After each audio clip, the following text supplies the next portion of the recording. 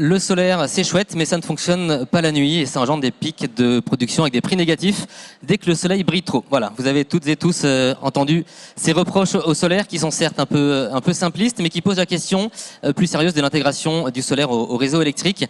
Le stockage est-il la solution à l'intermittence? C'est ce que nous allons voir tout de suite. Une citation d'abord. Si l'Europe est déjà entrée dans l'ère solaire, l'ère du stockage par batterie ne fait que commencer. Il est temps que les décideurs européens placent la batterie au cœur d'un système énergétique flexible et électrifié. C'est une phrase de Walburga Emmetsberger, qui est directrice générale de Solar Power Europe, et qui montre bien le rôle de plus en plus central que sont appelées à jouer les batteries pour gérer le surplus d'électricité photovoltaïque. Pour en parler, j'ai 4 experts et expertes autour de moi. Hanan El Amraoui, directrice générale adjointe de HDF Énergie. Bonjour. Christian Kokosinski, responsable transition énergétique et écologique à la Banque des Territoires Nouvelle-Aquitaine. Bonjour. Et Mathieu Lassagne, président exécutif de The Energy. Et Jean-Paul Riquet, directeur régional de Total Énergie en Nouvelle-Aquitaine. Bonjour à tous les 4. Ma première question sera toute simple. Ce sera pour vous, Mathieu Lassagne. À quoi ça ressemble une batterie stationnaire pour stocker et déstocker l'électricité solaire? Comment ça fonctionne? Alors, je suis désolé de commencer comme ça, mais c'est assez décevant. Une batterie, alors on parle de stockage lithium-ion, ça se présente comme un gros container, souvent blanc. Parfois, les administrations nous imposent de l'avoir dans une autre teinte, verte, etc., avec de la conversion, hein, comme celle qu'on trouve sur des parcs solaires, et puis enfin un transformateur. Et donc finalement la question c'est qu'est-ce qu'il y a dans ce transformateur, dans ce container? Et dans ce container, il y a la même chose que ce que vous trouvez dans une voiture électrique, c'est-à-dire un certain nombre de petites cellules de stockage, des piles en fait, voilà, qui sont refroidies, soit avec un refroidissement liquide, soit un refroidissement par air. Donc ça parle pas tellement au public, c'est un gros container blanc comme vous pourriez en trouver dans les ports, sur les docks. Et en 2 mots, comment ça fonctionne? Quel est l'objectif, très simplement, de ces batteries? Quel est l'objectif de ces batteries? C'est de charge à la journée, de décharger entre le creux de l'après-midi? Alors, quel est l'objectif? Il y en a plusieurs. Hein. La batterie, finalement, effectivement, son rôle, c'est de charger, décharger.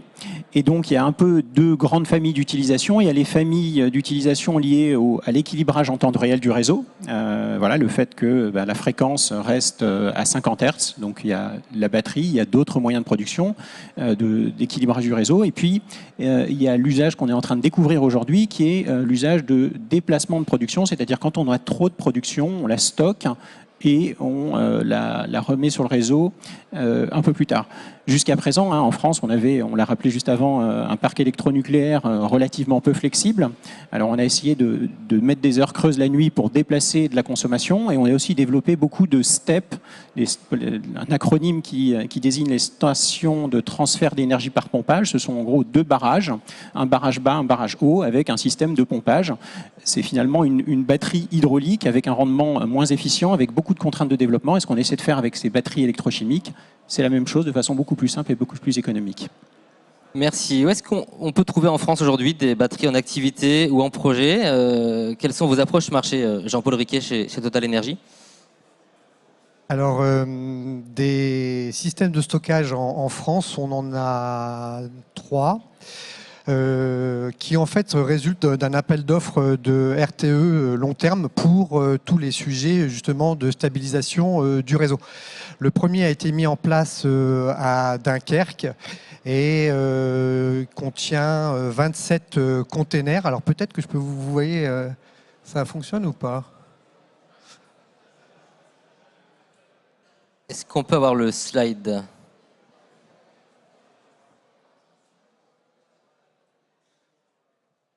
Alors, ça c'est le container. Je ne vais pas vous montrer ça puisque je pensais que, hop, voilà. Donc on en a à Dunkerque et on en a également installé à Grand Puy, donc la raffinerie qu'on est en train de transformer, et on l'a évidemment corrélé avec une centrale solaire électrique. Et donc tout le sujet de ces parcs de batteries, c'est effectivement rendre des services de haute performance au réseau. Et là, pour le coup, à une demande de RTE, qui est la stabilité du réseau à la fois en fréquence, mais également le fait de pouvoir faire de la flexibilité et d'absorber les pics de consommation. Vous aviez aussi une question sur le marché, c'est ça? Sur quel type d'installation vous priorisez chez Total Energy? Alors, Total Energy, en fait, on a une stratégie, on est un multi-énergéticien, on a une stratégie qui est sur 2 piliers. D'un côté, le pétrole et le gaz, et de l'autre côté, tout ce qui est électricité renouvelable. Sur le pétrole, on explore, on produit, on raffine, on distribue. Sur l'électricité, c'est pareil. C'est ce qu'on appelle être un acteur intégré. On pense que la valeur, elle n'est pas dans un seul maillon de la chaîne, mais elle est dans plusieurs maillons de la chaîne. Et notamment le fait de pouvoir produire de l'électricité bas carbone avec des renouvelables et de pouvoir le stocker. On dispose aussi de capacités, on a 6 centrales à gaz qui permettent aussi de gérer les pics de consommation. Et on est aussi fournisseur d'électricité. On a à peu près 5 millions de consommateurs en France. Donc nous, notre vision, c'est vraiment un modèle intégré. Et puis après, sur le modèle économique, on en reparlera peut-être un peu plus tout à l'heure. On va en parler effectivement. Sur les prix négatifs et puis la gestion de l'effacement. Christian Kokosinski, à la Banque des Territoires, est-ce qu'on a aujourd'hui des batteries en projet ou actives sur lesquelles vous êtes investi? Alors, on ne faisait pas, mais on commence à faire. On a un partenariat avec The Energy, un partenariat national de cofinancement. Donc en fait, on accompagne les opérateurs privés dans le financement de ces infrastructures qui sont capitalistiques. On accompagne jusqu'à 49% du capital de sociétés de projets qui portent des solutions de stockage intégrées. Et puis on est en train de regarder aussi le cofinancement de réserves secondaires. La réserve secondaire, il y a plusieurs niveau de réserve en fait au niveau du stockage, ce qu'on appelle la réserve primaire, celle qui est activable en moins de 15 secondes, la réserve secondaire, celle qu'on va activer entre 15 secondes et maximum 30 minutes, et c'est sur ces appels d'offres creux qui sont en ordre de marche depuis l'année dernière qu'on va se positionner aux côtés d'Amarenco pour cofinancer les infrastructures. La question, aujourd'hui en Nouvelle-Aquitaine, on a une grosse centrale de stockage qui se situe sur le poste source de Socats, qui est porté à 100% à ce stade par Amarenco, qui représente une puissance de 100 MW. Bon, il y a eu un petit peu de polémique parce qu'on a eu un incendie il y a 1 an et demi qui est toujours en cours d'expertise. Les batteries, ça chauffe, et donc il faut bien les refroidir. Et Socats, ça se trouve en Gironde, dans la forêt, dans la Gascogne, donc il y a des sujets incendie, effectivement. Voilà. Donc le modèle économique sur le stockage batterie n'existait pas il y a encore une dizaine d'années parce que le prix des batteries était très élevé. Elles ont à peu près diminué d'un facteur 4 sous le contrôle des opérateurs, mais les batteries lithium aujourd'hui ont fortement diminué. Avec les phénomènes de prix négatifs et les phénomènes de pointe à 19h, on voit que sur les courbes RTE chaque jour, là aujourd'hui ça y est, on est en prix négatif depuis, je pense, une bonne demi-heure, on doit être en prix négatif, on va y être jusqu'à 14-15 heures. Donc en fait, les opérateurs payent pour se débarrasser de l'électricité surabondante. Et en contrepartie, dès qu'on dépasse 19 heures, les prix spot vont largement au-delà de 100 € du mégawattheure. Ce qui fait que finalement, les sujets de stockage par batterie permettent d'avoir un modèle économique qui trouve un début de rentabilité. C'est pas encore non plus l'Eldorado, mais on commence à trouver. Et puis de toute façon, les gestionnaires de réseau ont besoin d'opérateurs de stockage pour équilibrer tout ça. Donc nous, on souhaite se positionner là-dessus parce qu'il y a un besoin de service public, parce qu'il faut soutenir les opérateurs, et ça permettra de continuer à développer la filière photovoltaïque telle que les objectifs sont affichés politiquement, pas forcément concrètement vérifiés sur le terrain en ce moment, mais ça c'est un autre sujet. Merci Christian Kokosinski. Anan El Hamraoui, vous êtes chez HDF Energy, vous produisez aussi des batteries pour stocker l'électricité solaire, mais sous forme de piles à hydrogène, donc c'est pas le même procédé. Pouvez-vous nous expliquer, nous résumer comment ça fonctionne et pour quel cas d'usage c'est pertinent? Oui, alors bonjour à tous. Donc, juste rapidement pour introduire la société, donc Hydrogène de France, HDF Energy, on est basé à Blanquefort. On a été créé à peu près en 2012. Et donc nous, notre mission était de pouvoir développer une alternative aux énergies renouvelables classiques qui sont intermittentes. Donc l'idée, c'est que les batteries permettent de pouvoir stocker sur quelques heures. Mais quand on veut pouvoir stocker pendant toute une nuit, typiquement quand il n'y a plus de solaire et qu'il faut produire l'électricité pendant la nuit, aujourd'hui les batteries ne peuvent pas, c'est pas une solution économiquement viable pour pouvoir stocker pendant plus de 4, 5, 6 heures. Donc là, nous, on parle vraiment de stockage pendant 10, 12 heures et puis même parfois pendant 48 heures quand on se retrouve avec 2 mauvaises journées de solaire et qu'il faut pouvoir quand même continuer à produire à partir de renouvelables. C'est là où on pense que l'hydrogène est une solution intéressante et qui permet vraiment de compléter le stockage batterie avec un stockage longue durée. Donc, qu'est-ce que ça veut dire une pile à combustible pour la partie plus technologie? C'est que nous, nos centrales électriques, elles partent effectivement d'une électricité renouvelable, qui serait le solaire ou l'éolien. Ensuite, on va venir coupler ça avec des batteries classiques lithium-ion qui permettent vraiment de pouvoir produire l'électricité lorsqu'il y a des pics de demande. Et ensuite, après, pour vraiment stocker sur des longues durées, on a toute une chaîne hydrogène qui, du coup, est composée d'une production d'hydrogène par électrolyse de l'eau. Dans la table ronde précédente, on a parlé de ce système-là. On le stocke sur site et ensuite la pile à combustible qui est mieux connue sous son nom anglais fuel cell parce que c'est pas une batterie en fait, elle ne stocke pas d'électricité à l'intérieur, c'est plutôt comme un générateur diesel, c'est l'hydrogène qu'on va venir mettre à l'intérieur et par une réaction chimique, ça va produire l'électricité.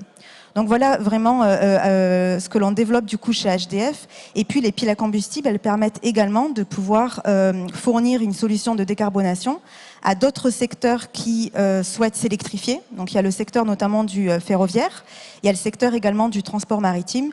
Et juste pour la petite précision, par exemple à Bordeaux, il y a les navettes fluviales ici qui traversent la Garonne qui s'électrifient. Donc on pourrait aussi imaginer travailler sur des systèmes hydrogène avec des piles à combustible. Et si vous vous posez la question de à quoi ça ressemble, c'est finalement un container vu de l'extérieur, c'est la même chose. C'est un peu décevant.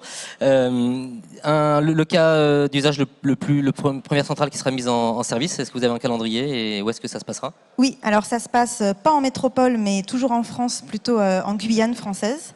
Donc on est sur un site aujourd'hui où il y a une forte demande en électricité, dépendant des groupes électrogènes diesel. Donc on est vraiment là pour pouvoir remplacer les groupes électrogènes. Donc c'est une centrale qui permet de pouvoir alimenter à peu près 10 000 foyers, composés de 5 personnes environ, qui permet en fait au réseau électrique de pouvoir avoir 10 MW la journée, 3 MW la nuit, qui est en cours de construction et qui sera en opération début 2026. Merci beaucoup. Revenons sur le fonctionnement des batteries pour le coup lithium-ion pour essayer de comprendre un peu leur modèle économique. À quelles conditions ces installations sont-elles rentables pour les développeurs et les gens qui les déploient et à quel point le phénomène des prix négatifs dont on parle beaucoup a bouleversé l'équation de ces équipements? Allez-y, Jean-Paul Riquet, puis Mathieu. Alors, le phénomène des prix négatifs, c'est finalement lié à un excédent de production d'électricité renouvelable. Donc, le fait de pouvoir stocker l'énergie, ça permet déjà d'atténuer ces phénomènes de prix négatifs. Ça permet de restituer l'électricité au bon moment et quand il y a un besoin. Et donc, il y a une vraie valeur ajoutée sur finalement la variation, la volatilité du prix dans la journée du fait de stocker. Un autre élément, parce que là, on est à côté d'un système renouvelable, un autre sujet, c'est quand, au contraire, il y a une surconsommation. Et là, on va avoir le besoin d'effacer de la consommation. Donc, typiquement, l'usine Saft a mis en place ses propres installations. Donc, on a un mini BESS, Battery Energy System Storage System, pardon, avec 3 containers et puis le convertisseur, le gros transformateur et puis le contrôleur. Et ce système-là permet de faire tourner l'usine pendant 8 heures. Donc toute l'usine pendant 8 heures. Et quand RTE ou le gestionnaire de réseau nous dit « vous vous effacez », eh ben, on arrête de soutirer l'électricité sur le réseau, donc ça favorise son équilibre, et on fait fonctionner l'usine comme ça. Et le gestionnaire de réseau rémunère le client qui efface sa consommation. Donc voilà en fait les deux modèles qui permettent de faire de la rentabilité. Et évidemment, quand on met du stockage avec du photovoltaïque, on a de la rentabilité puisqu'on évite ces phénomènes de prix négatifs et ça sert au réseau, ça sert à tout le monde. Mathieu Lassagne, la valeur ajoutée de ces batteries est autant dans l'équipement de stockage que dans les services associés? Alors, peut-être juste réponse à la question, est-ce que c'est rentable? La réponse est oui. Quand on a plus de 1 gigawatt de système de stockage raccordé au réseau en France, on peut plus dire qu'on est dans l'expérimentation. Malgré tout, quand on regarde par rapport aux autres géographies, on voit que ça va beaucoup moins vite. Et donc là, on se dit, mais pourquoi ? Et de mon point de vue, la réponse essentielle, c'est qu'aujourd'hui, il n'y a pas d'appel d'offres sur le stockage, ou en tout cas, il n'y a pas d'appel d'offres pour sécuriser la totalité des revenus nécessaires à la rentabilisation d'un système de stockage. Y en a-t-il besoin? De mon point de vue, non. Encore une fois, il y a 1 gigawatt de stockage développé, mais en revanche, ça surprend un peu et c'est très différent du modèle économique sur lequel se sont développés tous les acteurs du renouvelable avec des appels d'offres et des revenus sécurisés sur le long terme. On est donc face à un actif qui est un actif infrastructure qui vaut très cher, sur lequel c'est difficile d'avoir de la visibilité sur des revenus à 15, 20 ans, et donc qui est compliqué à financer. Et difficulté supplémentaire, les revenus que peut aller chercher le stockage, ils ne sont pas d'un seul type. On n'est pas typiquement sur une centrale PV ou une éolienne qui va vendre son électricité et c'est tout. On est sur des revenus qui peuvent être des revenus d'énergie, stockés, déstockés. On peut être sur des revenus énergie au sein de la journée, quelque chose qui se développe beaucoup en Allemagne, qui est le trading intraday. Et puis, il y a toute la famille des services systèmes. Je ne vous ferai pas la description qui a été faite juste avant, mais réserve primaire, réserve secondaire, etc. Donc, c'est compliqué. Le business model est compliqué. Et notre conviction, c'est le modèle que l'on porte, c'est finalement la combinaison de production solaire avec la problématique, certes des prix négatifs, mais pour moi, les prix négatifs, c'est un peu la face émergée de l'iceberg. La vraie problématique du solaire, c'est que le capture de le M0, pour parler dans le jargon des producteurs solaires habitués aux appels d'offres creux, le M0 est en train de descendre de façon très très significative. Et donc au-delà des heures négatives, la problématique c'est le M0 qui est en train de devenir inférieur à nos coûts de production. Donc on a cette problématique de M0. Le stockage permet des économies pour une centrale solaire, notamment sur le raccordement. On se rend compte que quand on dimensionne le raccordement d'une centrale solaire, on le fait sur les pics de production. En même temps, dimensionner un raccordement pour mettre de l'électricité sur le réseau au moment où elle ne vaut pas grand-chose, ça n'a pas tellement de sens. Donc finalement, il vaut mieux réduire la taille du raccordement, stocker sur place et remettre l'électricité sur le réseau au moment où elle a la valeur. Et finalement, la combinaison de la production solaire et du stockage, ça constitue un nouveau produit. On n'est plus sur le profil classique du solaire avec sa valeur M0, on est sur un nouveau produit qui est un profil solaire à valeur garantie sur le long terme. Et notre conviction, c'est que pour le coup, sur ce produit-là, on est capable de signer des contrats long terme, des PPA. On l'a fait sur le projet qui est en cours de construction dans les Landes à Vert. Voilà, et donc on est capable du coup de sécuriser des revenus sur le stockage au sein d'un combo PV plus stockage. Merci Christian Kokosinski. Vous êtes aussi affirmatif sur ce modèle économique. Le solaire, on sait faire, c'est dérisqué, on sait le financer, on sait le rentabiliser. La batterie, c'est plus compliqué, effectivement. Ce qui était dit juste précédemment, on est vraiment au cœur du sujet. C'est-à-dire qu'en fait, le modèle économique des ENR électriques, c'était 20 ans de tarifs garantis avec du TRI, une dette bancaire senior pour 80% de l'investissement, 20% de fonds propres, quasi fonds propres. Le stockage, c'est pas ça. C'est-à-dire qu'effectivement, il y a une partie de revenus sécurisés, c'est les services aux gestionnaires de réseau, ce qu'on appelle un peu le tolling ou le mécanisme de capacité, qui va représenter entre 30 et 50% du revenu annuel. Lui, il est stable et il est garanti. Enfin, à peu près garanti. Et puis, il y a plus de 50% des revenus qui vont dépendre de la valorisation des mégawattheures sur le marché via des agrégateurs. Et ça, ça fluctue beaucoup. On a connu des prix spot qui étaient très élevés au moment de la crise de l'électricité en 2022. Aujourd'hui, oui, il y a des phénomènes de prix négatifs, il y a des prix élevés. Globalement, on est quand même sur un modèle économique qui est intéressant, notamment quand on peut... Alors les batteries, c'est du stockage plus court terme qu'effectivement l'hydrogène. On est sur des capacités de redistribution sur le réseau qui vont entre 1 heure et 2 heures sur la réserve secondaire. Mais pendant 7 heures et 2 heures, quand elle intervient à la pointe de 19 heures, quand il n'y a plus de soleil et qu'il y a une forte demande, il y a une très bonne valorisation en fait, de l'électricité. Et du coup, on est sur un modèle économique qui est plus risqué parce que dépendant pour plus de 50% du marché spot, avec des partenaires en agrégation, mais qui permet quand même d'avoir un modèle économique qui permet d'afficher des TRI, enfin, pour l'instant, à vérifier, qui sont un peu plus au-delà de 10% à peu près, sur des durées plus courtes de 10 à 15 ans, à vérifier. Mais oui, mais il y a un vrai besoin au niveau du réseau. De toute façon, si on veut continuer à développer les ENR électriques, on a quand même un phénomène de baisse de consommation de l'électricité depuis 15 ans en France. On parle de réindustrialisation, il n'y en a pas. Quand j'ai commencé à la Caisse des dépôts il y a 15 ans, la France consommait plus de 600 TWh d'électricité par an. Aujourd'hui, je crois qu'on doit être autour de 450 TWh par an.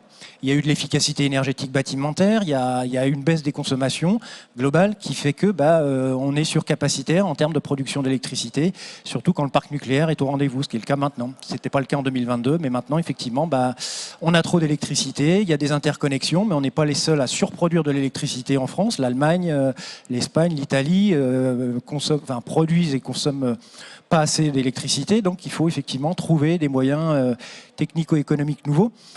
Les services au réseau, aux gestionnaires de réseau ont toujours existé. Hein. Même à l'époque où EDF était une entreprise intégrée, on avait ce qu'on appelait des centrales dispatchables JP au fuel que EDF appelait plus de 20 jours pendant l'hiver quand on avait des pointes de froid en fait. Et c'était le même modèle économique, c'est-à-dire un forfait de mise à disposition, le tolling en fait de la centrale au fuel, et puis une rémunération au mégawattheure très bonifiée quand véritablement EDF appelait ces centrales pour soutenir le réseau. Les cogénérations gaz ont suivi. Aujourd'hui, on a les stations de pompage. Maintenant, c'est les ENR électriques. Donc, un modèle économique à remettre en place pour avoir le même soutien aux gestionnaires. Merci, Christian Kokotinski. Anna Amraoui, sur le modèle de HDF Énergie, est-ce que ces questions de nouveaux modèles économiques se posent aussi pour avoir ces centrales-là ? Oui, effectivement, on s'est posé les mêmes questions au début d'HDF où on voulait au début monétiser seulement la valeur du stockage. Le stockage d'hydrogène, puis finalement ça ne fonctionnait pas très bien parce qu'il n'y avait pas encore d'appel d'offres vraiment sur le stockage en 2013-2014. Donc on s'est plutôt orienté sur un modèle qui est assez classique dans le monde des renouvelables, où on est sur une centrale où on fournit en fait une énergie, mais par contre qui est garantie, qui est pilotable et qui est notamment prédictive. C'est vraiment ça l'objectif aussi avec l'hydrogène. Donc on est sur un modèle assez classique de PPA pendant 25 ans aujourd'hui sur nos centrales, entre 20 et 25 ans, ça dépend des pays, où on va finalement développer toute la centrale hybride. Donc par contre, ça demande effectivement beaucoup plus de place à avoir parce qu'il faut développer tout le parc solaire, il faut développer toute la chaîne hydrogène, et donc du coup, c'est vraiment des centrales qui sont complètement hybrides et intégrées. On a ensuite des modèles très classiques où on va venir avoir un financement de projet, 80% de dette, 20% de fonds propres, qu'on peut retrouver classiquement dans les énergies renouvelables. Donc ça a été quand même une vraie prouesse pour nous de pouvoir aussi, dans des technologies hydrogène qui sont effectivement moins matures que les technologies aujourd'hui PV plus batterie, de pouvoir montrer aussi qu'on est capable d'aller financer ça par de la dette. Donc voilà, sur le business model, je suis vraiment en phase sur le fait qu'aujourd'hui, on est plutôt sur un business model très intégré où on vend du coup l'électricité et l'énergie et les services associés sur l'euro au mégawattheure finalement. Et donc ça, c'est ce qu'on a développé plutôt en fait à l'international parce que en Europe, les réseaux sont quand même très bien interconnectés. On a plutôt besoin du coup d'une solution en fait de stockage courte durée. Et il y a quand même toujours les centrales gaz qui fonctionnent en Europe principalement. Il y a encore les centrales charbon aussi. En France, on a quand même aussi le nucléaire qui aide beaucoup à stabiliser du coup tout le réseau électrique. Et donc nous, on est plutôt sur l'Europe à réfléchir à un modèle un peu différent. Par rapport à la table ronde qu'il y a eu tout à l'heure sur le fait que progressivement il y aura de la production d'hydrogène en Europe, de l'import d'hydrogène et un réseau de distribution et de stockage massif d'hydrogène dans le sous-sol, on se retrouvera dans un modèle un peu similaire au gaz naturel aujourd'hui, où on pourra finalement venir progressivement remplacer des centrales gaz actuelles qui sont toujours carbonées. C'est une électricité quand même de transition, si on veut arriver à la neutralité carbone d'ici quelques années, où on pourra finalement remplacer le gaz par l'hydrogène et donc pouvoir produire de l'électricité à la demande pour la partie plutôt pic, donc 1000 ou 2000 heures par an, avec du coup notre système de pile à combustible à hydrogène lorsque les réseaux et l'infrastructure sera mise en place. Merci. Je reviens sur le déploiement de ces installations, que ce soit chez les particuliers pour les petites batteries ou sur les grosses batteries stationnaires. Ce déploiement répond d'abord à des décisions individuelles de chaque opérateur. Dans quelle mesure la somme de ces petites et grandes installations rend service au réseau ? Est-ce que l'intérêt est convergent ou contradictoire ? Je pense que, on a besoin du réseau. Personne ne le nie. En revanche, déployer aujourd'hui des infrastructures réseau, déjà il y a le mur d'investissement est colossal. Il faudra le payer. Donc je ne sais pas qui s'apprête à payer les dizaines de milliards d'investissements, mais si c'est le consommateur, il faut qu'il le sache parce qu'il va devoir le payer. Et donc ma conviction, c'est que la flexibilité locale est indispensable pour réussir à raccorder le maximum de NR. Voilà, c'est un peu ce qui a été dit tout à l'heure avec l'exemple des Pays-Bas. On se rend compte que le développement du renouvelable est malgré tout toujours plus rapide que le développement du réseau. Est-ce qu'on ralentit le développement du renouvelable ? Moi, je pense qu'il faut développer le réseau et on a en France la chance d'avoir des gestionnaires de réseau qui ont vraiment pris le virage de l'accélération, qui sont là, mais ça ne suffit pas. Et donc, il faut développer de la flexibilité locale pour accorder plus de NR. Oui, RTE estime qu'en déployant 6 gigawatts de batteries stationnaires, donc on est à 1 giga à peu près en France aujourd'hui, 6 gigawatts supplémentaires, on permettrait d'éviter 500 millions d'euros d'investissement dans le réseau électrique en optimisant finalement l'existant et les capacités actuelles. C'est rassurant d'entendre ça. Il y a quelques années, RTE nous disait qu'on n'avait pas besoin de batteries avant je ne sais plus quel horizon. Donc très heureux de converger sur ce constat. Malgré tout, je voudrais vous faire réagir tous les quatre. La France accuse un réel retard sur le déploiement de ses batteries et de stockage par rapport à ses voisins européens. On a 61 gigas en Europe, dont 22 gigas raccordés juste l'an dernier. Donc c'est pour montrer aussi la forte croissance de ces installations. Mais la France est très loin derrière l'Allemagne, l'Italie, le Royaume-Uni notamment, avec seulement 1,1 giga de batteries installées fin 2024 et un objectif de 7 gigas d'ici 2035. Pourquoi un retard sur le stockage par rapport à nos voisins et qu'est-ce qu'il faudrait changer pour que ça accélère? Jean-Paul Riquet. Alors le retard, à mon sens, il est complètement corrélé aussi au fait qu'on a moins développé les renouvelables puisque ça va de pair. Et donc on voit bien effectivement que l'Allemagne, le UK, enfin le Royaume-Uni et l'Espagne sont beaucoup plus développés que nous. D'ailleurs, le phénomène des prix négatifs, pour moi, c'est, vu qu'on est bien interconnecté, c'est un indicateur qui a besoin de capacité de stockage. Donc ça, c'est une des explications. Ensuite, pourquoi les renouvelables sont moins développés? On a une puissance électrique nucléaire. Et puis, aujourd'hui, on a tenté d'accélérer sur les renouvelables. La loi APR n'a pas forcément les effets escomptés. Aujourd'hui, il y a des discussions sur comment on va remodifier, à peine sortis les décrets sur l'agrivoltaïsme. Je lance un petit appel à Pascal Lecan, 30 MW de crête de pic pour l'agrivoltaïsme, c'est bien. 27 millions d'hectares. Ça représentera 1,5% des 25 millions d'hectares, des 27 millions d'hectares de terres agricoles. Donc il y a de quoi faire. Donc le sujet, c'est vraiment lié à notre mix énergétique. Et notre mix énergétique, pour moi, il est avec du nucléaire, il est avec du gaz, il est avec du stockage batterie, avec demain du stockage hydrogène. Et le débat qui oppose le nucléaire, le gaz et le renouvelable, pour moi, c'est pas le bon débat. Christian Gogozinski, Mathieu Lassagne. C'est exactement ça. Le mauvais débat, c'est d'opposer les ENR avec le nucléaire. Il y a une vraie complémentarité. J'étais pas encore à la Caisse des dépôts à la première canicule de 2003. Je me rappelle juste que j'étais chez un opérateur qui était leader des cogénérations gaz qui fonctionnait théoriquement en hiver. En 2003, il n'y avait pas de photovoltaïque du tout.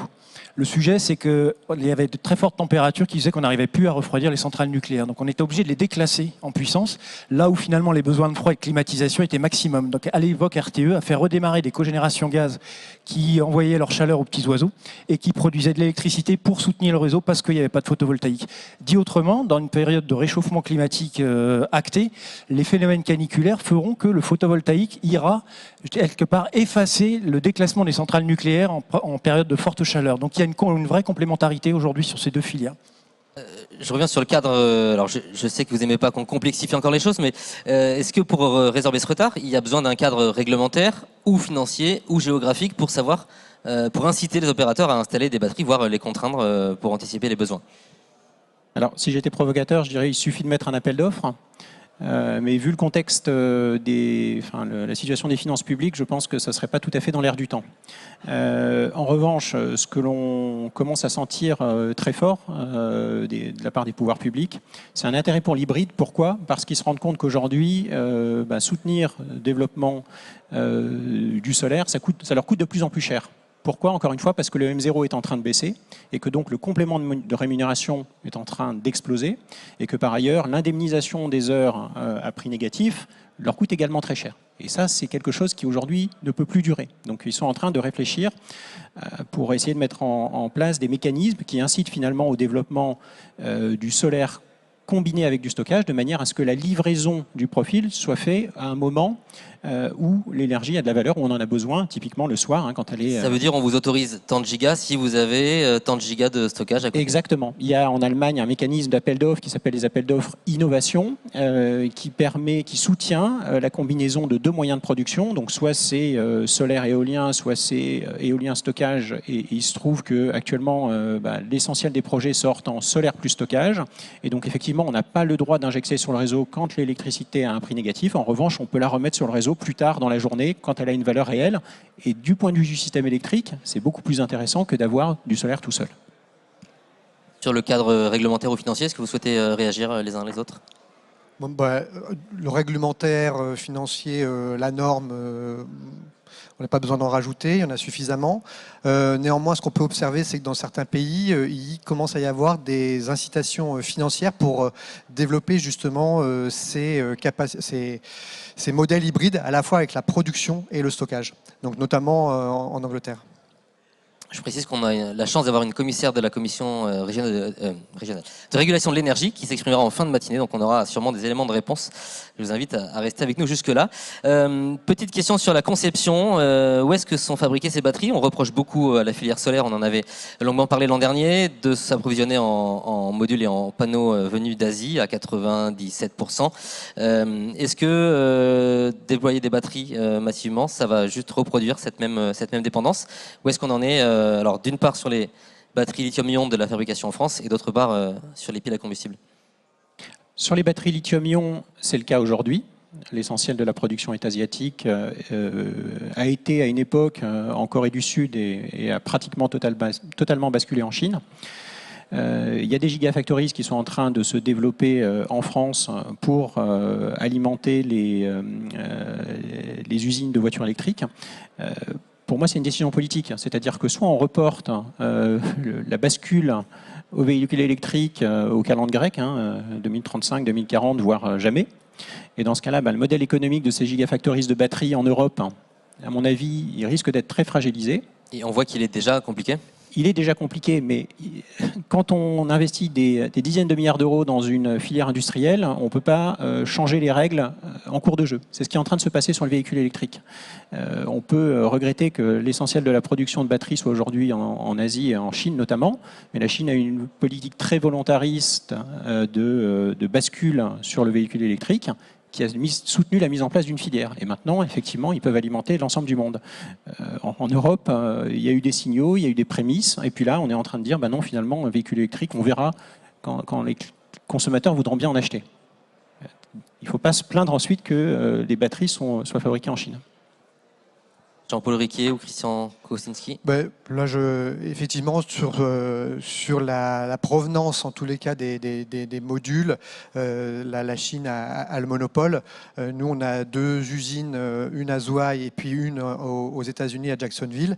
Après, toute la valeur ajoutée d'une entreprise comme la Saft, ça va être dans l'électronique et le soft, enfin la couche logicielle qui permet de piloter à la fois le container et à la fois l'ensemble du système de stockage stationnaire pour qu'il soit le plus performant possible et qui rende les services qu'on a évoqués au réseau. Et effectivement, le sujet, c'est quand même d'avoir un cap et à peu près de s'y tenir et et d'être cohérent entre chaque politique pluriannuelle de l'énergie.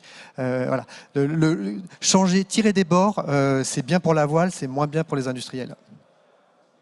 Pour investir, il faut de la visibilité, il faut du long terme. Et c'est vrai que réglementairement, le stop and go permanent, c'est insupportable pour tout le monde. C'est-à-dire qu'à un moment donné, on ne peut plus se projeter, on ne peut pas faire de plan de développement industriel ou quel qu'il soit.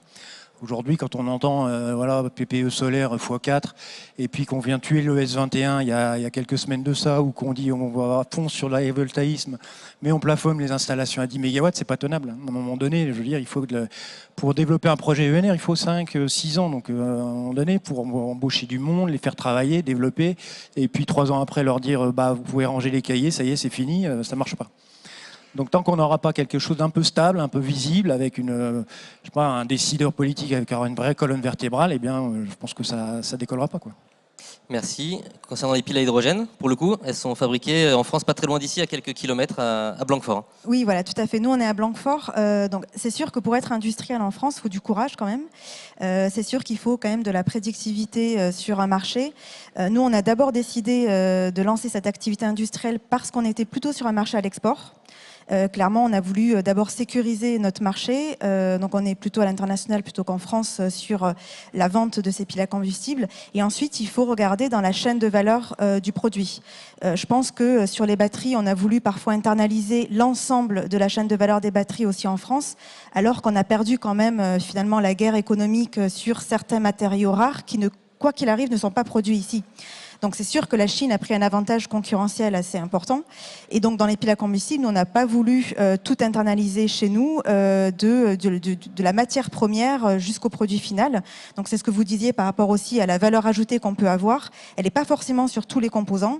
L'objectif, c'est quand même d'avoir une valeur ajoutée au niveau du produit final. Et c'est là où en fait la France peut avoir un vrai rôle à jouer parce qu'on a des très très bonnes compétences, notamment au niveau du pilotage, au niveau du système, au niveau du contrôle-commande, au niveau de l'engineering, au niveau du système, vraiment comment est-ce qu'on pilote en fait tous ces équipements entre eux, mais ensuite de vouloir tout internaliser ici, il y a quand même certains composants où sincèrement la guerre a déjà été gagnée par la Chine. Mais l'usine est en cours de mise en route. Oui, tout à fait. L'usine a été inaugurée en 2024. On produit du coup des piles à combustible, donc c'est gros containers. Mais vraiment, là où je voulais insister, c'est qu'on n'a pas besoin toujours de tout internaliser chez nous. Il y a certains composants qui sont très bien faits ailleurs. Il faut vraiment se focaliser sur la valeur ajoutée qu'on peut avoir. Et aujourd'hui, nous, notre entreprise Hydrogène de France, on a une vraie valeur ajoutée au niveau du système, au niveau de la pile à combustible dans sa globalité, le produit final que l'on vend à nos clients. Merci infiniment à tous les quatre. J'espère qu'on a donné des clés de compréhension un peu de ce marché nouveau à toutes les personnes présentes. Merci beaucoup. C'est l'heure de prendre une petite pause bien méritée jusqu'à 11h15.